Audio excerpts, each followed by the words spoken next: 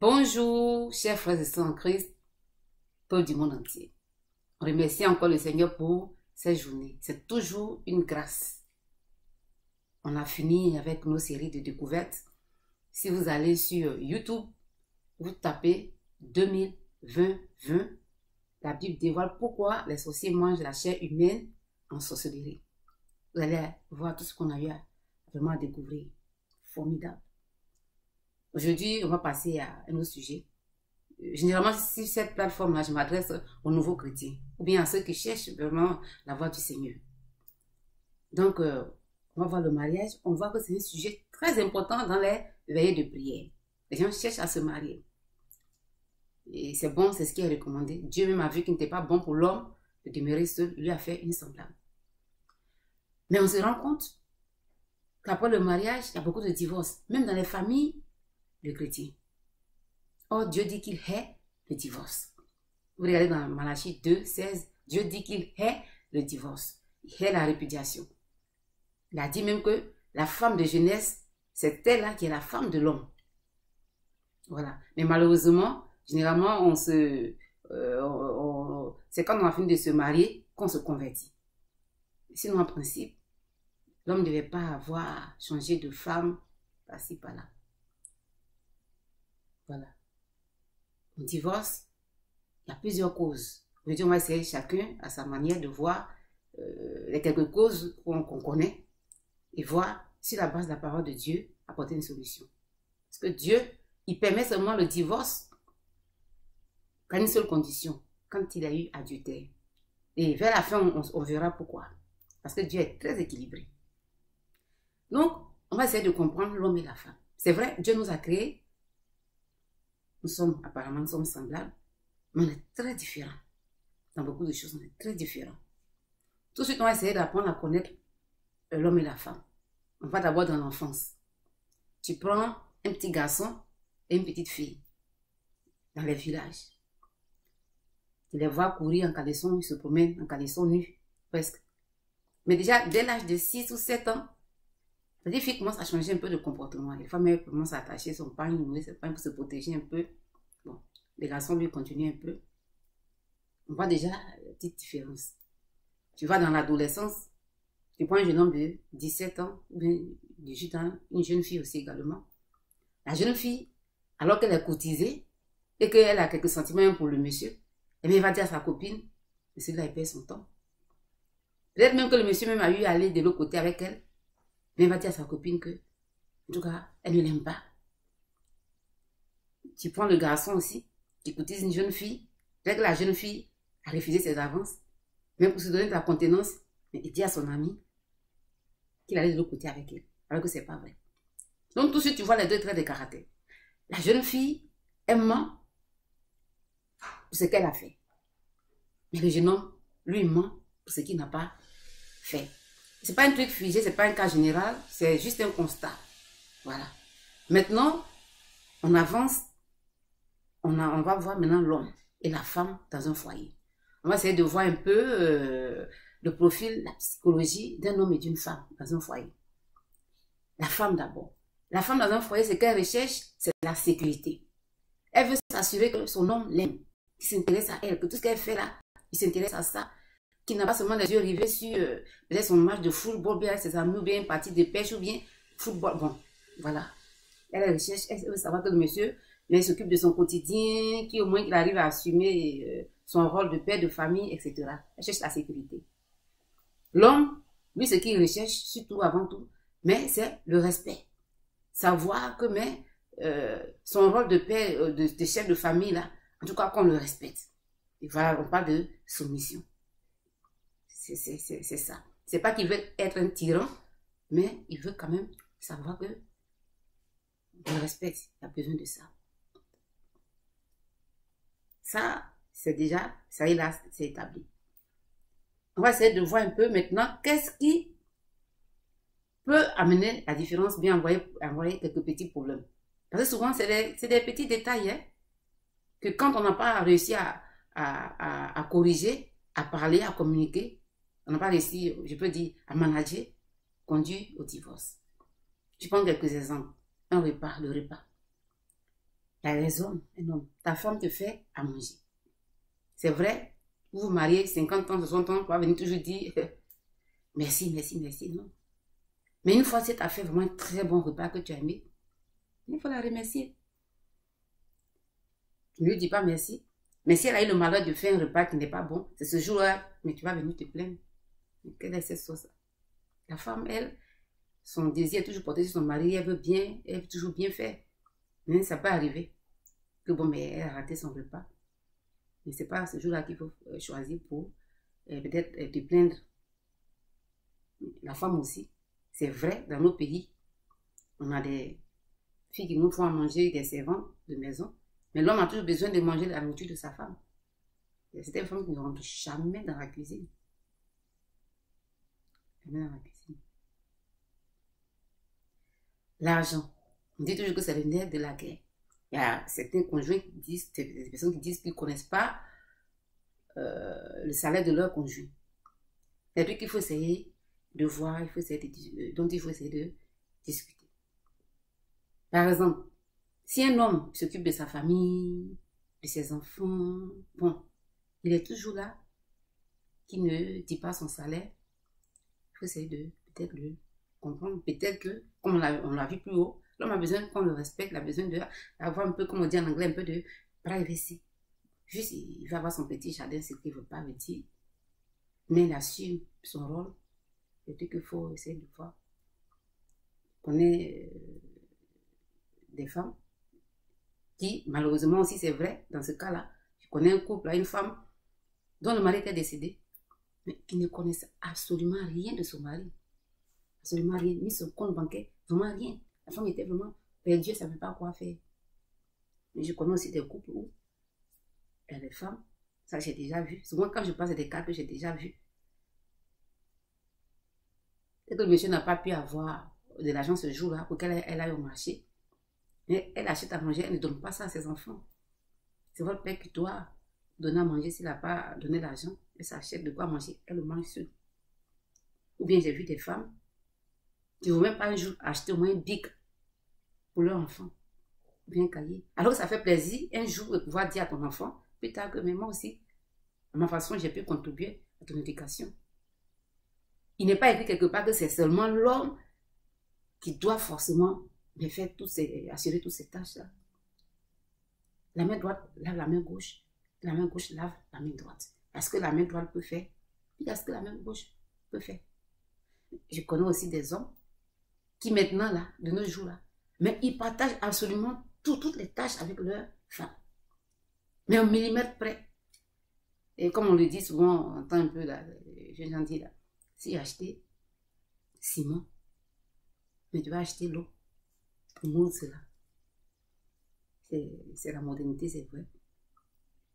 Mais quand même, tu es le chef de famille. On arrive même souvent à avoir la nostalgie du temps où nos mamans, quand même, elles attendaient le matin, le papa donne un peu d'argent, elles prennent leur souhait, s'en vont marcher, elles reviennent. On sent ce rôle de chef de famille, de père, elles sont contentes. C'est tout qu'il faut essayer de voir. C'est-à-dire qu'il faut discuter, parler de cela. On a aussi encore les femmes qui vraiment, comme je dis, exagèrent. J'avais une proche parente un jour qui était malade, elle était à l'hôpital. Il était question qu'on l'opère. Mais je la voyais là-bas sur le lit de l'hôpital, discuter avec son époux. Je ne comprenais pas bien ce qui se passait. Mais après, j'ai appris que, mais elle avait de l'argent qu'elle attachait, elle a noué, comme on le fait là, payer là-bas. C'était une maman, au bout de son pain. Mais elle ne voulait pas le donner. Parce qu'elle disait que mais si elle utilisait qu'après, son mari ne remboursait pas cet argent, elle faisait comment? Mais ta vie en jeu. Ta vie en jeu. Comme on a dit que c'est l'homme, alors c'est l'homme. Non. Ou bien alors s'il y a des femmes, quand l'homme vient lui dire que mais voilà mon salaire, il y a des gens qui le font, ils le disent. Chacun, voilà. Mais c'est là, qu'elle veut aller acheter un sac. Louis Vuitton. Ou bien autre chose. Mais parce qu'ils connaissent le salaire de leur époux. Donc pour ça, c'est une question de, voilà, compréhension, vous parlez. Bon, On dit qu'il y a des femmes aussi qui ne veulent jamais dire leur salaire à leur époux. Il ne faut pas voir l'autre comme il est l'autre. C'est surtout ça. On va parler un peu de pardon. Il y a des hommes des hommes, hein, des chrétiens, des familles, des foyers des chrétiens, qui ne demandent jamais pardon, ils ne veulent pas demander pardon à leur femme. Sinon, ils foncent. Ils disent qu'ils vont lui demander pardon, pourquoi? Ou bien alors, comme on l'a vu dans la Bible là, que la femme d'Abraham l'appelait mon Seigneur. Donc, mais c'est la femme, elle doit être soumise à son mari. Donc, voilà, c'est comme ça. Mais aujourd'hui, on va essayer de voir un peu. Parce que souvent, on lit dans la Bible, là, mais des fois, il faut bien ouvrir les yeux pour voir certaines choses. Quand je préparais cette rencontre-là, j'ai relu encore certaines choses. Mais Abraham et sa femme, c'était des complices. Hein? Des complices. Regardez un peu. Abraham, à 2 reprises, il a dit à sa femme, ils sont allés quelque part, il ne faut pas dire aux gens que tu es ma femme. Bon, pour des raisons de sécurité. Mais ça aurait été nous autres là, les femmes aujourd'hui, plus ou moins. Si tu ne veux pas que je dise aux gens que je suis ta femme, c'est que tu as une idée noire derrière la tête. C'est que tu vas aller courtiser une autre femme. Elle aurait pu dire ça par exemple. Elle ne l'a pas fait. Ou bien alors, une autre fois encore, on a vu dans la Genèse 12, on voit que Sarah a demandé à son mari d'aller faire un enfant avec sa servante. Ça, d'aucuns me diront que aucun homme ne cracherait sur le morceau. Demander à ta servante d'aller, ta femme, ton mari d'aller avec ta servante, de une autre femme, aucun homme. Ça, c'est vrai. Mais il y a quelque chose que j'ai remarqué quand même, la Bible a souligné ça. On dit que Abraham l'a écouté. Ça, c'est très important. Il a écouté sa femme. Et même dans la Bible, vous voyez un peu, Isaac aussi a fait ça avec sa femme. Il a dit aux gens que sa femme, là, c'était sa sœur. Mais un jour, le roi, il était à la fenêtre, il les a vus, les deux là, ils s'amusaient. Il les appelait, il dit, vous deux là, venez ici. De la manière dont vous vous amusez là, c'est pas clair. Mais justement, c'est que il y avait une affection, on sentait qu'il faisait, comme on dit là, c'était un peu de love, un peu de câlin. Quand même, c'est qu'un frère fait avec une soeur, c'est pas la même chose qu'avec son épouse.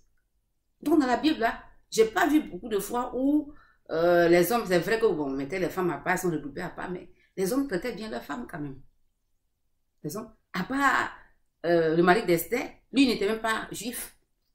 Il venait de la Perse. C'était un Iranien qui, parce que ta femme a envie de te voir, Esther avait dit ça. Si elle va sans qu'il ne l'appelle, mais il va la tuer. Mais ta femme a besoin de toi quand même des fois. Elle va te voir, tu vas la faire tuer. Parce que tu as un pouvoir. À part ça, dans la Bible, là, les gens, quand même, c'était une complicité. Donc, quand Dieu dit que l'homme doit aimer sa femme comme lui-même, tu pas de faire du mal à ta peau ou bien à ta chair. Dieu est très équilibré. Or, il y a des gens qui s'appuient sur ces paroles-là, mais pour primer leur femme. Parlant de ça aussi, il y a des femmes qui disent que bon, mais elles ne portent pas le pantalon parce que la Bible a dit. Mais pourtant, quand elles sont à la maison, ce sont elles qui portent le pantalon d'une façon ou d'une autre. Donc, il y a des gens qui s'appuient, faisons très attention. Il y a des gens qui s'appuient sur la base de la parole de Dieu là. Quand ça les arrange, ils font une chose, et quand ça les arrange pas, ils font une chose. Il y a des gens qui, comme je l'ai dit, ne demandent pas pardon à leur épouse, ou bien alors, mais qui humilient leur femme, dans la rue, partout, ils ne peuvent pas se retenir. Si tu as quelque chose à dire à ta femme, quelque chose que tu reproches à ta femme, mais attends qu'on serait dans la maison, mais tu vas lui dire ça. Parce que tu ne peux pas aller mettre ta femme à nu, complètement nue, tout le monde la voit, puis après maintenant tu vas dans la chambre, même si tu lui demandes pardon, les hommes quand même te demandent pardon, dans la chambre, tu vas l'habiller maintenant, tu la déshabilles, elle est nue, maintenant tu vas dans ta chambre pour l'habiller. C'est pas bien. C'est pas bien. Et les femmes aussi, c'est vrai, même si on peut avoir raison, mais quelquefois on a raison, c'est parce que tu as raison que, mais toujours passer ton temps à parler sur sur l'homme. Quelquefois, il se sent maintenant acculé. Quelle que soit ta raison, il se sent acculé. Les femmes, je les connais, le matin, petit déjeuner, c'est pas là qu'ils servent à leur mari. À midi, c'est pas là. Le goûter et le dîner, c'est pas là.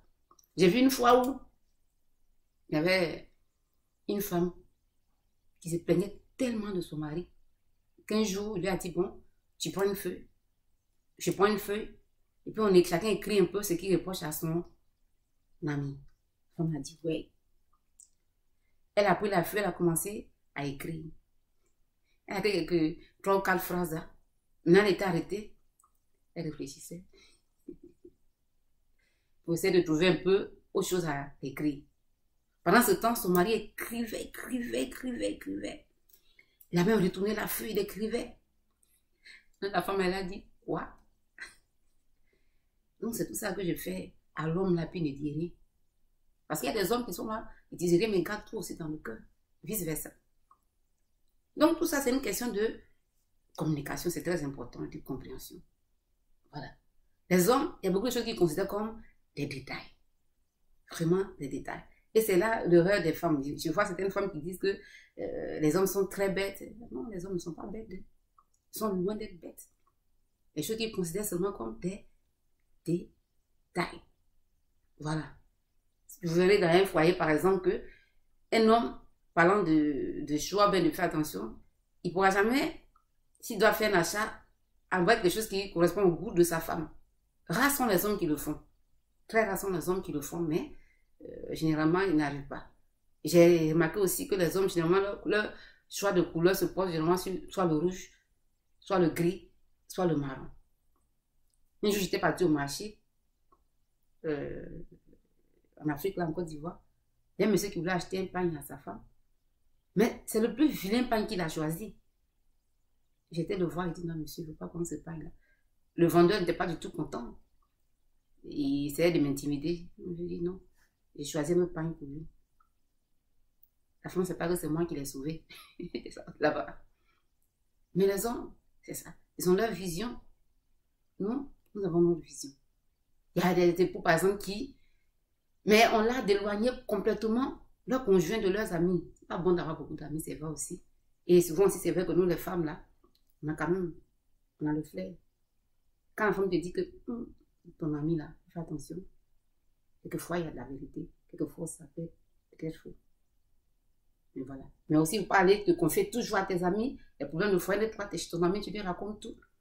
Mais quand tout nous sépare, le seul lien, le seul appui qu'on peut avoir avant tout, c'est dans la Bible. On trouve tout dans la Bible. Mais tu peux peut-être aussi aller voir peut-être ton pasteur, s'il tient sa langue, s'il tenir sa langue, mais des gens vraiment posés, essayer de voir. Parce que j'ai vu, il y a une femme là, qui allait raconter tout à sa copine. Elle était nantie, sa copine les témoins. Quand ils vont en vacances, bon, son mari lui a fait ça là, elle lui dit ça, une de toi elle vient, elle lui raconte ça. Un jour, son mari l'a tué, et son ami allait tuer son mari. Parce qu'elle souffrait des confidences de sa copine, elle lui dit j'ai ça, j'ai ça, j'ai ça, j'ai ça. C'est pas tout le monde qui aime ce que tu as, qui apprécie. Mais comme on le chante souvent dans les églises, là. Je veux que ma soeur soit bénie, c'est mon souhait. C'est pas vrai. C'est pas vrai que c'est son souhait pour toi. Et il y a des fois aussi, on a vu, comme on l'a dit là, des hommes qui ne jettent aucun regard, ils ne regardent jamais leur femme. Mais ta femme, il faut la regarder. Il faut lui parler. Regarde jamais. Sauf peut-être que s'ils sont de l'autre côté là-bas. Même s'il peut prendre peut-être un coussin même pour se couvrir le visage, il va le faire. Il faut que vous sachiez que tout commence dans la journée, tout se passe dans la journée avant d'arriver là où les gens veulent arriver. Voilà.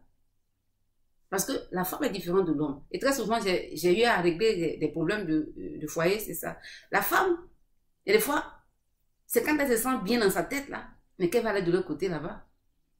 Or, généralement, les hommes, c'est quand ils veulent être bien dans leur tête là aussi, qu'ils vont aller de l'autre côté là-bas et il y a un problème. Peut-être qu'il est stressé, il vient du travail, un truc comme ça. Tout ça là, c'est... Il faut discuter, il faut parler de ça, il ne faut pas les occulter. Parce que les gens considèrent tout comme des détails, comme je l'ai dit. Mais la femme dit que ce sont les détails de la vie, là, tout mis ensemble, qui apportent du piment à la vie. Du piment à la vie. Et parlant des détails, la Saint-Valentin arrive par exemple. La manière de se comporter là, très importante. J'ai vu par exemple un jour une femme qui demandait bon, que son mari quand même s'occupe d'elle, et un peu plus de regard d'attention par Saint-Valentin. Elle se plaignait. Elle est allée acheter des fleurs. Il vient, voici tes zèbres là. Il lui tend ça. Tiens tes zèbres. Ou bien alors, tu donnes le cadeau, bien la fleur là, tu remets ça à ton enfant. Il va donner ça à ta maman. C'est pas de ça qu'elle a besoin. Elle a besoin que toi-même tu lui donnes ça avec un mot, même si c'est un bonbon pecto que tu lui as acheté. La façon de le lui donner là peut la rendre heureuse ou non. Parce que l'intonation, la façon de parler, elle est aussi importante que ce qu'on fait. Si tout de suite là tu viens, tu dis à ton mari, viens à ta femme, ah, viens là. Vous voyez ce que ça fait? Oh, si tu viens, tu lui dis, mais viens. Ça fait un grand changement. Un très grand changement. C'est-à-dire qu'on doit voir, mettre ensemble tout ça là, tous ces ingrédients là, pris par-ci par-là, qui fait avancer un couple. Maintenant, il y a quelque chose que je veux dire. Je vais commencer d'abord par la femme. Dieu nous a confié un très grand rôle. Un beau rôle. Tu prends une femme, tu prends un homme. Regardez un peu les hommes qui sont en cravate, ils sont en veste, ils sont là-bas, on les prend, tout le monde les voit là-bas, mais lui là, c'est un dur. Des fois, j'ai pensé un peu comme ça. On a dit, Yasser Arafat a eu un enfant. Je me suis dit, mais Yasser Arafat a eu un enfant. J'ai été faire des recherches, j'ai vu que Hitler a eu même 7 enfants. Comment il a eu cet enfant-là? Il allait vers une femme. Donc, vous prenez un homme, il fait tout ce qu'il veut dans la journée, mais jusqu'au soir, quand il vient à la maison, le plus beau rôle revient à la femme. Quoi qu'il fasse, il va s'en remettre à une femme. Mais il ne faudrait pas, là, il faut qu'on fasse attention, qu'on abuse de ce rôle-là. Qu'on abuse de ce rôle-là. Il faut qu'on fasse très, très attention. Surtout maintenant dans nos sociétés-là. C'est vrai, les hommes abusent des femmes. On a fait des lois pour protéger les femmes. Et c'est normal. Il y a des féminicides par-ci, par-là, on entend. On fait attention. Le diable aussi, il avance. Tu dis ça pour avancer. Avant, quand on devait se marier, par exemple, tu te maries légalement. Mais d'abord, on dit que tu es Madame X, c'est-à-dire la femme de nom de ton mari. Et puis tu es née Y, nom de ton époux. Mais maintenant, le nom de ton papa plutôt. Madame X, nom de ton mari. Épouse née, voilà. Non, je vais répondre pour ne pas que je me mélange un peu. Madame X, nom de ton époux. Né Y, nom de ton papa. Mais maintenant là, on dit Madame Y, nom de ton papa. Maintenant, épouse telle. Mais ça se mélange. Tu n'es pas Madame Y. Madame Y là, nom de ton papa là, n'est pas la femme. Mais ça a été changé comme ça. Et c'est ce que les gens prennent. Petit à petit, ils ont commencé ça. Aujourd'hui là, on voit, on apprend que l'enfant doit porter le nom de sa maman. Et puis il y a les gens qui applaudissent. Ils applaudissent plutôt, ils applaudissent. Moi j'ai levé la tête, je me suis dit non. Heureusement que je n'ai plus d'enfants. Je dis à mes filles de faire très attention. Le diable avance de manière subtile. Très subtile. Regardez un peu, quelque part, il paraît-il qu'en Europe, la femme, les enfants, le chien vient avant le père de famille. Écoutez très bien. Le chien vient avant le père de famille. Mais un jour, on m'a demandé aux femmes de se marier, même à leur chien. Les gens de se marier à leur chien. C'est très subtil. C'est parce que la société nous donne tout et c'est normal, parce qu'on doit être protégé. Et qu'il faut rendre comme un verre de terre. Un verre de terre. Bien enlever toute sa substance. Mais on a tout. Attention. Comme je l'ai dit, j'ai dit que l'homme, là, c'est vrai. Il va c'est ce que quand il revient de soir, quand tout est fini, ce que d'autres personnes appellent à l'heure du crime, c'est la femme qui tient le roi, mais il faut faire attention. Si tu prends un sac de ciment, soulever un sac de ciment, tu es obligé de faire appel à ton mari, on est obligé de faire appel à nos maris, c'est qu'on reconnaît qu'on est le maillon faible de cette union-là. Et c'est vrai, c'est la vérité. On est le maillon faible. Mais aussi l'homme. Il faut faire très attention aussi. La femme est le maillon faible de cette famille-là. Donc, quand tu la vois, il faut la prendre comme ta petite soeur. Ta petite soeur. Quand tu la prends comme ta petite soeur, tu sais qu'elle peut faire des caprices. Et il faut lui pardonner cela. Au lieu d'aller ailleurs, chercher une maîtresse, maintenant là tu viens, un homme de peut-être 60 ans, une petite fille belle de 18 ans, mais 20 ans, prends-moi cadeau, fais ce que tu veux. Mais si elle t'a pris cadeau, là, c'est le diable qui t'a pris cadeau, tu envoies des maladies à la maison. Maintenant, ce que je vais vous dire, quand on commençait là-bas, je disais que pourquoi Dieu ne veut pas qu'on divorce ou bien alors qu'il y ait l'adultère. Mais Dieu a dit que notre corps là, c'est son temple. Le temple du Saint-Esprit. Mais tu vas prendre le temple du Saint-Esprit là, tu vas aller faire tes bêtises avec ça. Tu le rends complice de tes bêtises. Dieu est très équilibré, c'est ce qu'il fait. Il ne veut pas de ça. Si tu vas commettre l'adultère, mais tu vas avec le Saint-Esprit, le temple là, tu vas avec ça. C'est pour ça qu'il ne veut pas. Mais prends ta femme là. Si tu veux avoir une maîtresse, comme ta maîtresse en ce moment là, tu peux la prendre comme ta maîtresse. Des fois, tu peux partir en date, comme on le dit chez les Anglais. Mais si je parle beaucoup l'anglais, je le pratique plus. Français me fatigue un peu, mais voilà. Partir en date, partir peut-être sur ta Djanyam Soko. En ce moment, elle est ta maîtresse. Comme ta femme, comme la mère de tes enfants. En ce moment-là, vous parlez de questions d'éducation, tout et tout. Vous mettez tout ensemble. On retrouve tout cela dans une famille chrétienne. Hein? La femme aussi.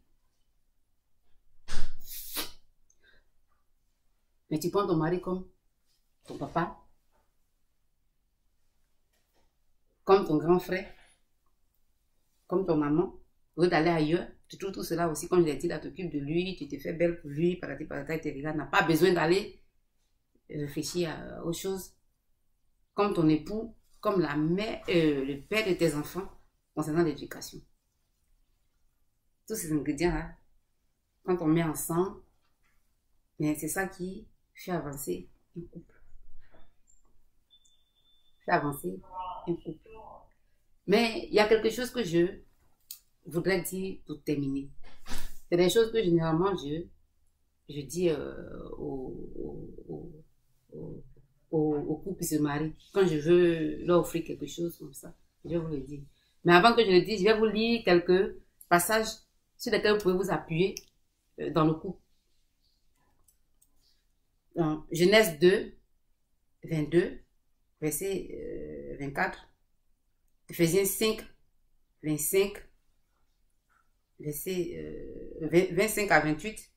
1 Corinthiens 7, 3 à 4. Proverbe 31, 10, 11, ou bien 28 à 29. Ou bien alors 1 Corinthiens 13. De toute façon, dans la Bible, on trouve tout. C'est dans la Bible. On trouve tous les sujets. Vous partez encore, vous regardez, et vous allez voir. Mais ce que je vais vous laisser, c'est ceci. Comment le dire? Quand vous allez vous marier, et que le temps aura fait son effet, ou bien alors qu'il y a des divergences, parce que les divergences, il y a toujours. Nous sommes des êtres humains, c'est vrai, on est dans la chair. Il y a quelque chose que je voudrais vous laisser.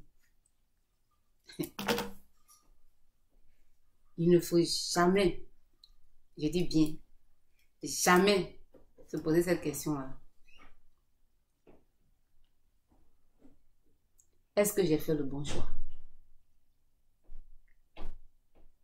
Est-ce que j'ai fait le bon choix? Peut-être je vais dire 20 ans, 10 ans, 30 ans, mais plus tard. L'homme comme la femme. Que je me pose cette question-là. Mais il faut te demander. Est-ce que je suis le bon choix? Est-ce que je suis le bon choix? Voilà. Parce que quand on commence à se dire, mais est-ce que j'ai fait le bon choix? Mais c'est là qu'on commence à indexer l'autre. Or, si tu dis, est-ce que je suis le bon choix? Toi-même, tu commences à te mettre en cause, tu poses des questions, tu apportes une solution.